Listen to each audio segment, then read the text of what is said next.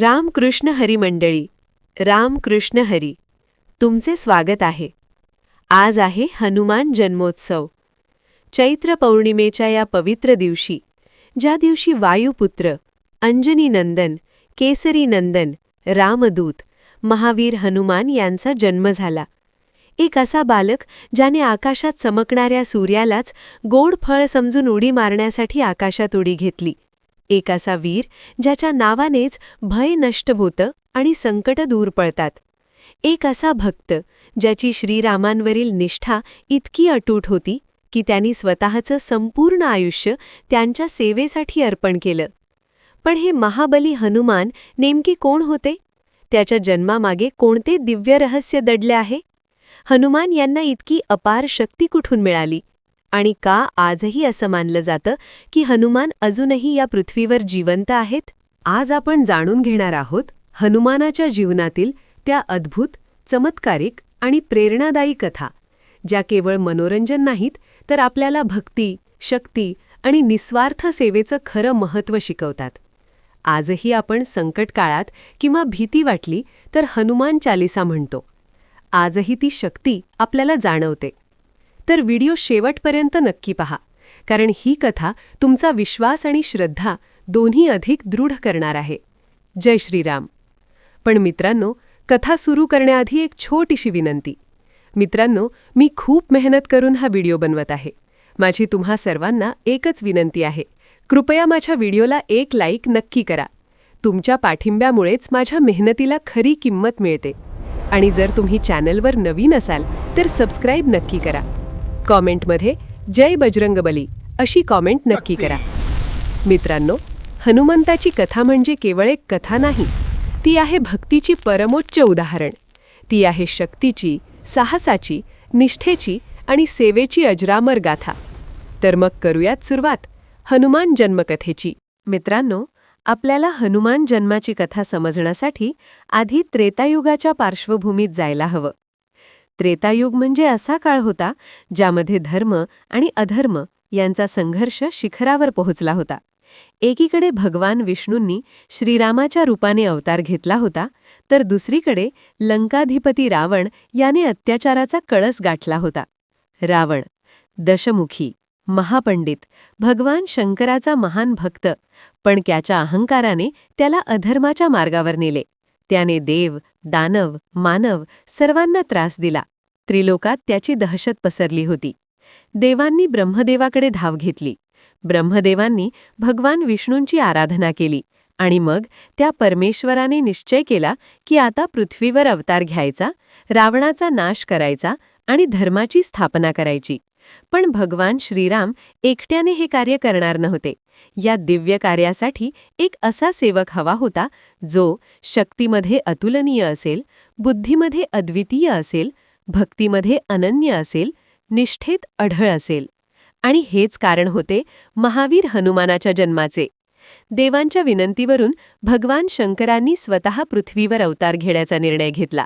हे रूप होते वायुतनय हनुमानाचे, ज्यांना रुद्रावतार असेही म्हणतात.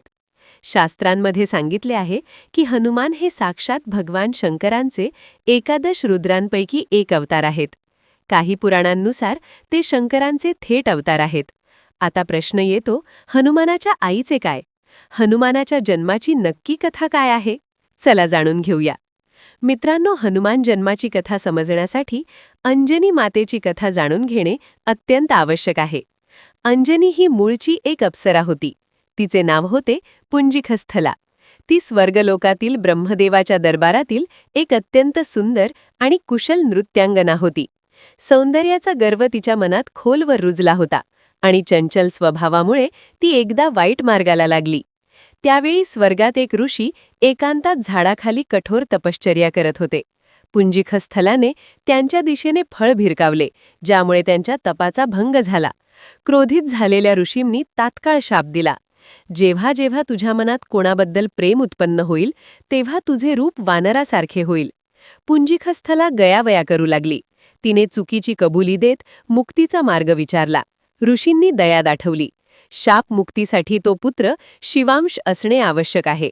इंद्र दरबारात परतल्यावर दुसऱ्याच दिवशी इंद्रदेवाने तिला वर मागायला सांगितले. पुंजिकस्थलाने सारी हकीकत सांगितली. इंद्रदेव म्हणाले, मी स्वतः हा शाप हरण करू शकत नाही, पण एक उपाय आहे. तू अंजनी नाव धारण करून पृथ्वीवर जा. तिथे तुला एक तेजस्वी राजकुमार भेटेल. त्याच्याशी विवाह होईल आणि शापातून मुक्ती मिळेल. अंजनी म्हणून ती पृथ्वीवर आली. जंगलातून चालत असताना एक तेजस्वी राजकुमार समोर आला. त्याला पाहताच तिच्या मनात प्रेमाची भावना जागली आणि शापानुसार तिचे रूप वानरीसारखे झाले.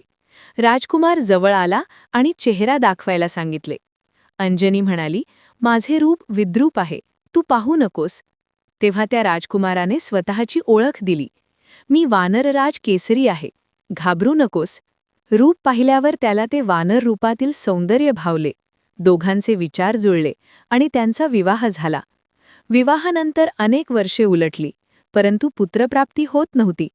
दोघेही मातंग ऋषींकडे गेले. ऋषींनी सांगितले, सुमेरू पर्वतावर जाऊन तपश्चर्या करा, तुम्हाला एक पराक्रमी पुत्र लाभेल. अंजनीने तिथे 12 वर्षे घोर तपश्चर्या केली. वायुदेव प्रसन्न झाले आणि महाबलशाली पुत्राचा आशीर्वाद दिला. त्यानंतर अंजनीने शिवशंकरांचीही आराधना केली. साक्षात महादेव प्रसन्न होऊन प्रकट झाले. अंजनीने विनंती केली, देवाधिदेव, मला शिवांश पुत्र द्या, जेणेकरून माझ्या शापातून मुक्तता होईल. शिवशंकरांनी तथास्तु म्हणताच अंजनीच्या पोटी सर्वशक्तिमान बाळाचा जन्म झाला. तेच आपले हनुमंतराया, ज्यांचा जन्म चैत्र शुद्ध पौर्णिमेला झाला. त्याचवेळी दुसरी एक कथा सुरू होती. अयोध्येत राजा दशरथाने पुत्रकामेष्ठी यज्ञ केला होता. या यज्ञातून अग्निदेव प्रकट झाले आणि त्यांनी पायसम म्हणजे खीर दिली. ही खीर राजाच्या 3 राण्यांना देण्यात आली. दैवयोगाने एका पक्षाने, काही ग्रंथांनुसार पतंगाने, त्या खीरेचा एक भाग उचलला आणि उडत उडत नेला. वायुदेवाने त्या खीरेचा भाग आपल्या दिव्य शक्तीने अंजनी माता ज्या ठिकाणी तप करत होत्या त्या ठिकाणी पोहोचवला. ध्यानस्थ अंजनी देवींच्या हातात ती दिव्य खीर आली. अंजनी देवींनी ती प्रसाद स्वरूप मानून ग्रहण केली आणि याचाच परिणाम म्हणून शंकरांचा अंश आणि पायसाची दिव्य शक्ती एकत्र येऊन महावीर हनुमानाचा गर्भधारण झाला. म्हणूनच हनुमानाला अंजनीपुत्र, केसरीनंदन, वायुपुत्र, रुद्रावतार असे म्हणतात. मित्रांनो, आता येतो तो सर्वात पवित्र क्षण, चैत्र पौर्णिमा. सारे आकाश पूर्ण चंद्राच्या प्रकाशाने उजळले होते. ताऱ्यांनी भरलेले आभाळ जणू देवांनी दिव्यांची रांगोळी घातली होती. पक्षी मंजूळ स्वरांनी गात होते. वाऱ्याची एक मंद सुगंधी झुळूक वाहत होती. सर्व सृष्टी जणू एखाद्या महान घटनेची वाट पाहत होती. अंजनी मातेने प्रसव वेदना सुरू झाल्या. केसरीराज भक्तीने हात जोडून प्रार्थना करत होते आणि जन्म झाला एका महाशक्तीचा. आकाशातून फुलांचा वर्षाव झाला. देवांनी स्वर्गातून पुष्पांची वृष्टी केली. दुंदुभी वाजल्या, शंखनाद झाले, अप्सरा नाचू लागल्या, संगीताचे स्वर घुमू लागले. सूर्यदेव आपल्या पूर्ण प्रकाशाने उदयास आले होते. त्यांनी या दिव्य बालकाला आशीर्वाद दिला. जन्मतःच त्या बालकाने आपले तेज सर्वत्र पसरवले. त्याचे डोळे तेजस्वी होते. त्याचे शरीर सोन्यासारखे चमकत होते. त्याचे रंग होते सोनेरी आणि केशरी, जणू उगवत्या सूर्याची किरणे. त्या बालकाने जन्म घेतला आणि सर्वप्रथम एक मोठ्याने आवाज काढला, जो ऐकून संपूर्ण पर्वत दुमदुमला. अंजनी माता आनंदाश्रू ढाळत त्या बालकाला कडेवर घेऊन म्हणाल्या, हाच माझा पुत्र, हाच माझा हनुमान. मित्रांनो, हनुमान नावामागेही एक रंजक कथा आहे. जन्माच्या काही वेळानंतर त्या बालकाने आकाशात उगवत्या सूर्याला पाहिले. त्या तेजस्वी सोनेरी गोलाला त्याने एखादे गोड फळ समजले आणि बालपणाच्या उत्साहाने तो त्या सूर्याकडे उडाला. हे पाहून इंद्र घाबरले. त्यांनी आपला वज्र फेकला. वज्राचा प्रहार त्या बालकाच्या हनुवटीवर झाला. हनु म्हणजे हनुवटी. हनुवटीवर प्रहार झाल्यामुळे त्याचे नाव पडले हनुमान. काही ग्रंथांनुसार हनु म्हणजे हनुवटी, जी वज्राने विकृत झाली, आणि मान म्हणजे मनुष्य, म्हणजेच हनुवटी असलेला हनुमान. वायुदेव म्हणजेच हनुमानाचे वडील इतके संतापले की त्यांनी वायू बंद करून टाकला. सर्व जगाचा श्वास थांबला. प्राण्यांना, मानवांना, देवांनाही श्वास घेता येईना. सर्व देव ब्रह्मदेवाकडे धावले. ब्रह्मदेवांनी वायुदेवाची समजूत घातली आणि त्या बालकाला जिवंत केले. मग एक एक देवांनी त्या बालकाला वरदाने दिली. सूर्यदेव म्हणाले, माझ्या तेजाचा शतांश भाग तुला देतो. तू विद्या व्यासंगी होशील. पुढे मीच तुला शिक्षण देईन. इंद्र म्हणाला, माझ्या वज्राचा प्रहारही तुला दुखवणार नाही. तू वज्र काय होशील. वायुदेव म्हणाले, माझ्यासारखीच वेगाने तू उडू शकशील. ब्रह्मदेव म्हणाले, माझ्या ब्रह्मास्त्राचाही तुझ्यावर परिणाम होणार नाही. भगवान शंकर म्हणाले, शस्त्र अस्त्रे तुला इजा करणार नाहीत. तू चिरंजीव होशील. यम म्हणाले, मृत्यू तुला स्पर्श करणार नाही. कुबेर म्हणाले, युद्धात तू कधी थकणार नाहीस. विश्वकर्मा म्हणाले, कोणतेही शस्त्र तुला तोडणार नाही. आणि अशा प्रकारे सर्व देवांच्या वरदानांनी संपन्न महावीर हनुमान जगात आले. मित्रांनो, हनुमानाचे बालपण म्हणजे एक अद्भुत कथेचा खजिना. जसजसा हनुमान मोठा होत गेला तसतसे त्याच्यातील प्रतिभेची, शक्तीची आणि जिज्ञासेची लक्षणे दिसू लागली. शिक्षण घेण्याची वेळ आली तेव्हा हनुमानाने ठरवले, आपण सूर्यदेवांकडे शिक्षण घेणार. त्याने सूर्यदेवाकडे जाऊन प्रार्थना केली की त्यांनी आपल्याला शिक्षण द्यावे. सूर्यदेव म्हणाले, बाळा, मला थांबता येत नाही. मी सतत फिरत असतो. मग शिकवणी कशी होणार. हनुमान म्हणाले, मी आपल्या समोर उडत राहीन आणि शिकत राहीन. सूर्यदेव आश्चर्यचकित झाले. त्यांनी होकार दिला आणि मग सुरू झाले अद्भुत शिक्षण. हनुमान सूर्यापुढे उलटा तोंड करून उडत राहायचे आणि सूर्यदेव त्यांना शिकवत राहायचे.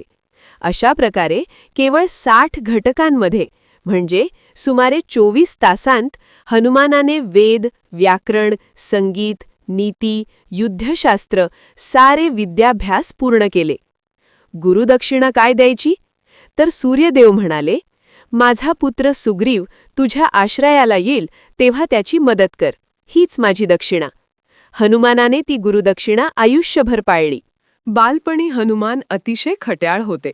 ते वनात जाऊन ऋषींच्या यज्ञात खोडसाळपणा करत, कधी जळते लाकूड उचलत, कधी हंडे उलटवत, कधी ऋषींच्या शांततेचा भंग करत. थकलेल्या ऋषींनी हनुमानाला शाप दिला, तू जे करू शकतोस त्याचे तुला विस्मरण होईल. जेव्हा कोणी सांगेल तेव्हाच तुला आठवेल. पुढे याच शापाचा परिणाम म्हणून लंकेत जाण्यापूर्वी जांबवंताला हनुमानाला त्यांची शक्ती आठवून द्यावी लागली. भगवान, किती सुंदर लीला. शापही त्यांच्या भक्ताच्या भल्यासाठीच होता. एकदा काही ऋषीमुनी आश्रमात यज्ञ करत होते. बाल हनुमान तिकडे खेळायला आला. त्याने यज्ञातील फुले उचलली, सामग्री विखुरली. ऋषींना राग आला. पण एका वृद्ध ऋषींनी हनुमानाच्या डोळ्यात पाहिले. त्यांना दिसले, ही साधारण बालक नाही, यात काहीतरी दिव्य आहे. त्यांनी हनुमानाला जवळ बोलावले. प्रेमाने चेहऱ्यावर हात फिरवला आणि म्हणाले, बाळा, तू कोण आहेस. हनुमान हसला आणि म्हणाला, मी अंजनी पुत्र, केसरी नंदन, वायुतनय. ऋषी गहिवरले. त्यांनी हनुमानाला आशीर्वाद दिला. तू धन्य आहेस. तुझे नाम घेतल्याने जग तरेल. शक्तीची जाणीव. जसजसा हनुमान तरुण झाला त्याची शक्ती अधिकाधिक प्रकट होऊ लागली. एकदा त्याने एक मोठा दगड उचलला आणि आकाशात भिरकावला. दगड मैलोन मैल दूर गेला. एकदा त्याने एक विशाल वृक्ष उपटला आणि दुसऱ्या ठिकाणी लावला. एकदा वाऱ्यापेक्षाही वेगाने धावण्याची त्याने शर्यत लावली आणि तो जिंकला. पण या सर्व शक्तीसोबतच हनुमान होते विनम्र, सरळ, प्रेमळ. शक्ती असूनही अहंकार नाही. हीच हनुमानाची सर्वात मोठी विशेषता. मित्रांनो, आता येतो एक अत्यंत महत्त्वाचा क्षण. श्रीरामांची आणि हनुमानाची पहिली भेट. सुग्रीव आणि वाली यांच्यात वैर सुरू झाले होते. बळकट वालीने सुग्रीवाला राज्यातून हाकलून दिले होते.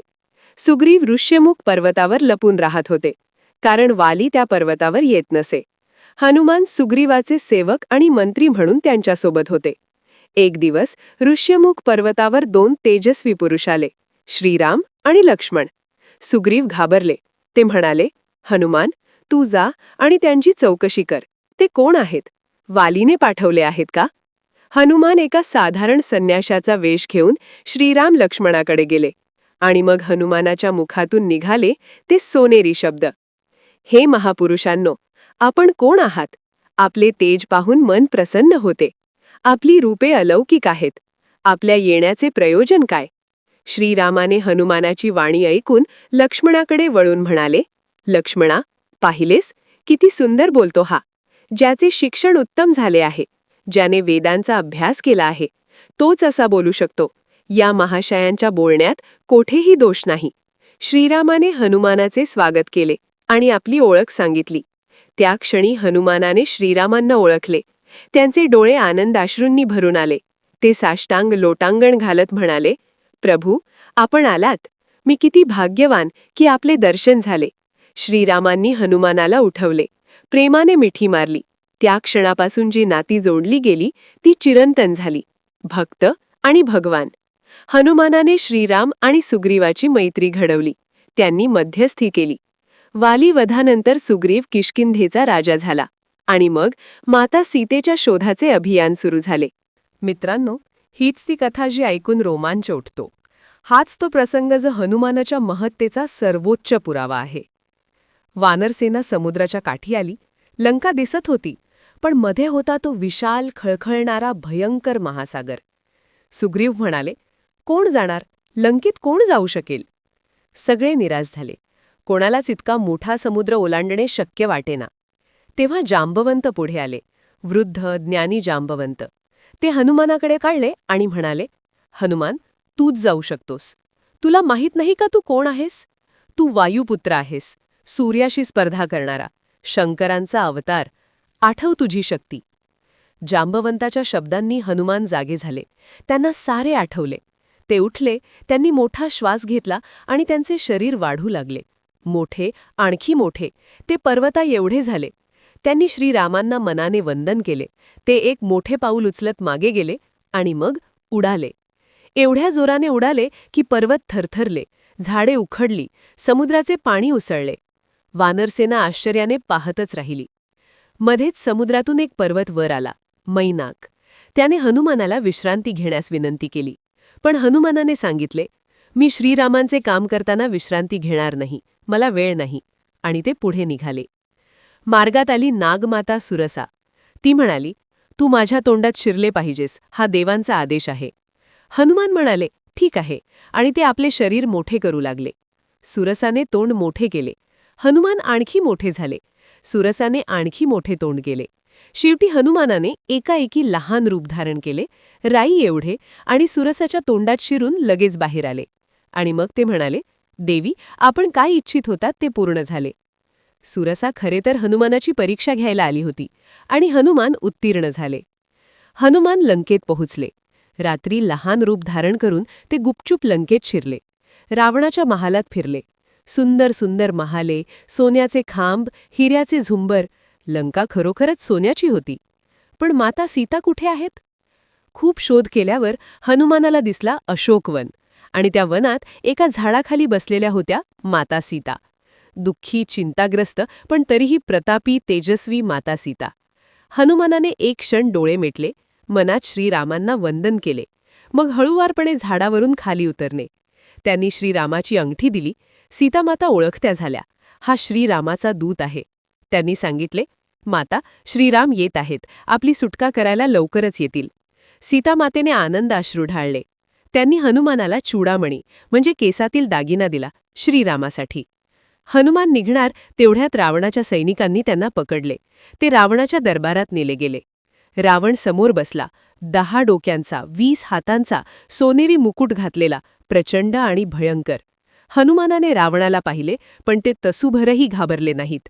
उलट ते रावणाला म्हणाले, रावणा, श्रीरामांची पत्नी सीतेला सन्मानाने परत कर.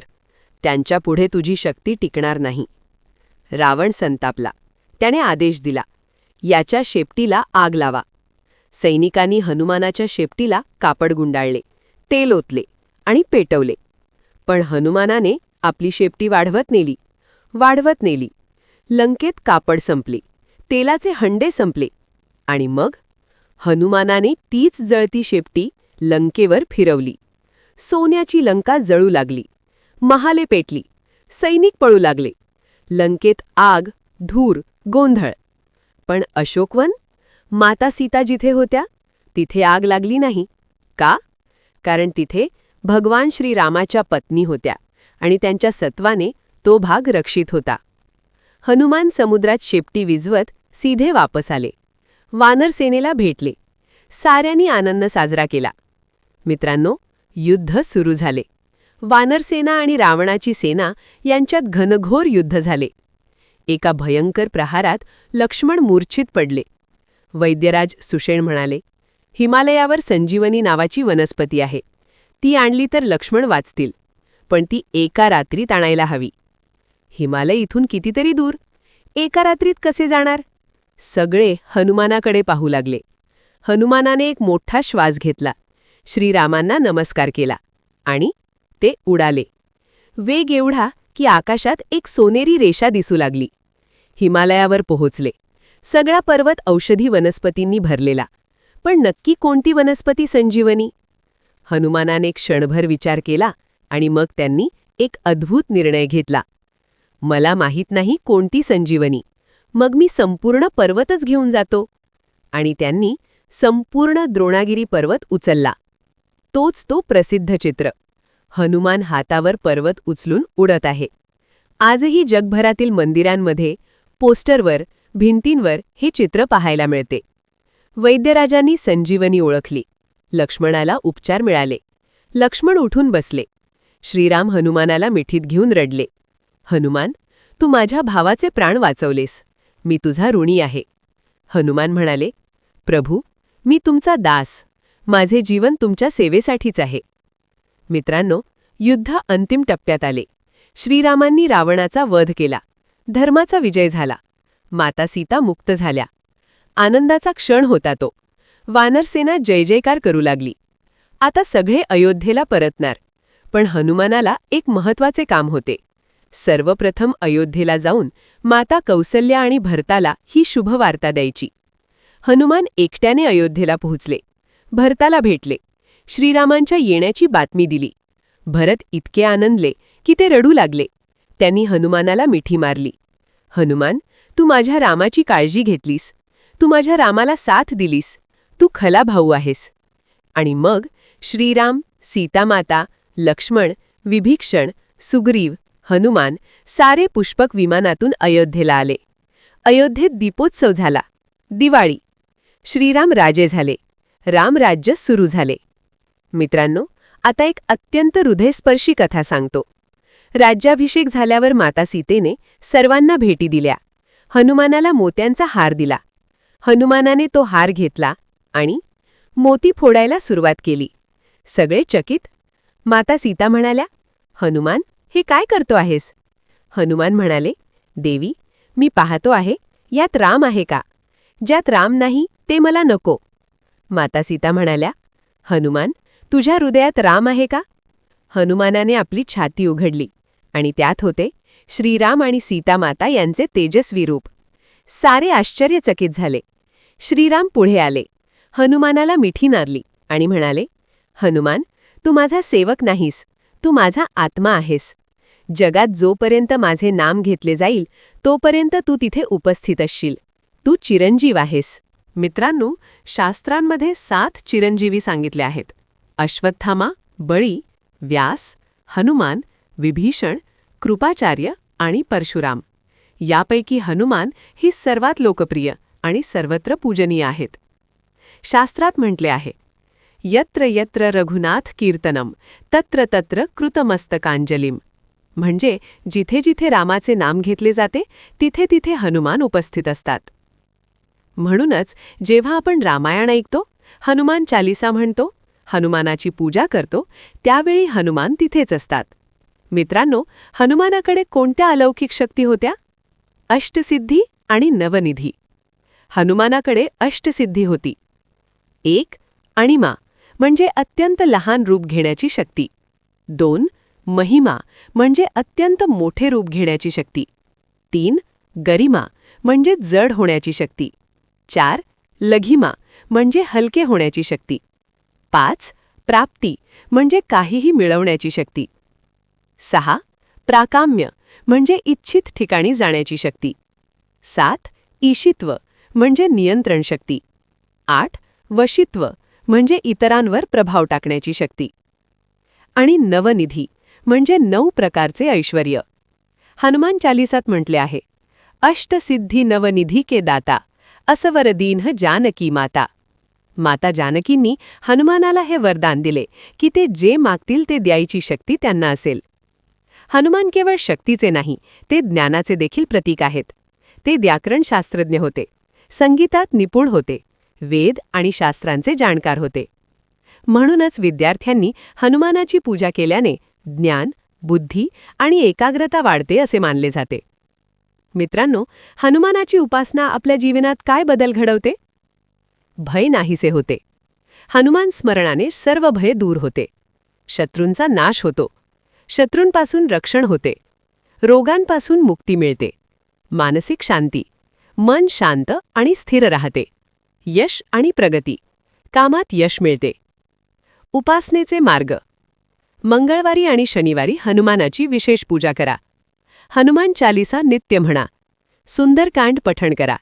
रामनाम जप करा, कारण रामनाम म्हणजेच हनुमानाची आराधना. हनुमानाला सिंदूर आणि तेल अर्पण करा. उपवास करा. हनुमान चालिसाचे महत्त्व. तुलसीदासांनी लिहिलेली हनुमान चालिसा 40 चौपयांची ही हनुमानाची स्तुती आहे. म्हटले जाते की ही चालिसा म्हणताना हनुमान स्वतः उपस्थित असतात. बाधा, भय, रोग, शत्रू सर्वांपासून मुक्ती मिळते. मित्रांनो, हनुमान केवळ पूजेचे दैवत नाहीत, ते आहेत आपल्या जीवनाचे आदर्श. सेवाभाव. हनुमानाने श्रीरामाची सेवा ही केवळ कर्तव्य म्हणून नाही, तर प्रेमाने, भक्तीने केली. आपणही आपल्या कुटुंबाची, समाजाची सेवा अशीच करायला हवी. अहंकार नको. एवढी शक्ती असूनही हनुमानाला अहंकार नव्हता. यश मिळाल्यावर मी केले असे कधी म्हटले नाहीत, नेहमी म्हणाले रामकृपेने झाले. संकटात न डगमगणे. समुद्र असो, रावण असो, हनुमान कधी घाबरले नाहीत. आपणही जीवनातील संकटांना धैर्याने सामोरे जाऊ. गुरुनिष्ठा. सूर्यदेवांनी दिलेल्या गुरुदक्षिणेचे पालन हनुमानाने केले. आपणही आपल्या गुरूंचा आदर करावा. बुद्धी आणि शक्ती यांचा समन्वय. हनुमान केवळ बलवान नव्हते, ते बुद्धिमानही होते. केवळ शक्ती पुरत नाही, बुद्धीही लागते. भक्ती म्हणजे समर्पण. हनुमानाची भक्ती म्हणजे पूर्ण समर्पण. माझे असे काहीच नाही, सारे प्रभूचे. हनुमान हे शक्ती, भक्ती आणि बुद्धी यांचे प्रतीक आहेत. ते रामभक्त, वायुपुत्र आणि अष्टसिद्धी नवनिधींचे दाते आहेत. त्यांची पूजा केल्याने जीवनात अनेक चांगले बदल होतात असे शास्त्र सांगते. हनुमान हे बलाचे देवता आहेत. त्यांची पूजा केल्याने मन आणि शरीर दोन्ही बलवान होतात. मनातील भीती नाहीशी होते आणि आत्मविश्वास वाढतो. जे लोक खूप काळजी करतात किंवा मनात भीती असते, त्यांनी हनुमान चालिसा रोज वाचल्यास मन शांत होते आणि चिंता दूर होते. हनुमान हे महाबली रक्षक आहेत. त्यांची उपासना केल्याने वाईट दृष्टी दूर होते. नकारात्मक ऊर्जा घरात येत नाही आणि कुटुंबाचे संरक्षण होते. घरात सुख शांती नांदते, कुटुंबात प्रेम वाढते आणि वातावरण सकारात्मक राहते. शनिदेवांनी एकदा हनुमानाला त्रास दिला होता, पण हनुमानांनी त्यांना वश केले. त्यामुळे शनिवारी हनुमान पूजा केल्याने शनीचा त्रास कमी होतो. साडेसाती आणि ढय्याचा प्रभावही कमी होतो. हनुमान हे बुद्धिमताम वरिष्ठम आहेत, म्हणजे सर्व बुद्धिमानांमध्ये श्रेष्ठ. विद्यार्थ्यांनी त्यांची पूजा केल्याने अभ्यासात मन लागते, स्मरणशक्ती वाढते आणि परीक्षेत यश मिळते. हनुमान हे नवनिधींचे दाते आहेत. त्यामुळे संकटात त्यांची पूजा केल्याने आर्थिक अडचणी दूर होतात आणि घरात समृद्धी येते. पूजेसाठी मंगळवार आणि शनिवार हे दिवस विशेष महत्त्वाचे आहेत. लाल फुले, सिंदूर, तेल आणि तुपाचा दिवा अर्पण करावा. हनुमान चालिसा पठण करावे आणि केळी किंवा बुंदीचा प्रसाद ठेवावा. हनुमान चालिसेत सांगितले आहे, भूत पिशाच निकट नहीं आवे, महावीर जब नाम सुनावे. म्हणजे हनुमानाचे नाव घेतल्याने कोणतीही वाईट शक्ती जवळ येत नाही. हनुमान पूजा म्हणजे फक्त धार्मिक विधी नाही, ती एक जीवन जगण्याची शक्ती आहे. भक्ती आणि श्रद्धेने उपासना केल्याने मन बलवान होते, संकटे दूर होतात आणि जीवनात यश, सुख आणि शांती मिळते. मित्रांनो, आज आपण हनुमान जन्मोत्सवाची संपूर्ण कथा ऐकली. अंजनी मातेच्या तपश्चर्येपासून हनुमान जन्मापर्यंत, बालपणाच्या लीलांपासून सूर्याकडे धाव घेण्यापर्यंत, श्रीरामाच्या भेटीपासून लंकादहनापर्यंत, संजीवनीच्या अमर कथेपासून रामराज्याच्या स्थापनेपर्यंत. हनुमान ही केवळ एक कथा नाही, हनुमान म्हणजे एक जीवन दर्शन आहे. शक्तीसाठी हनुमानाला स्मरा, ज्ञानासाठी हनुमानाला स्मरा, धैर्यासाठी हनुमानाला स्मरा, भक्तीसाठी हनुमानाला स्मरा आणि सर्वात महत्त्वाचे श्रीरामाचे नाव घ्या, कारण राम नाम हीच हनुमानाची खरी पूजा आहे. राधे राधे. जय श्रीराम. जय हनुमान.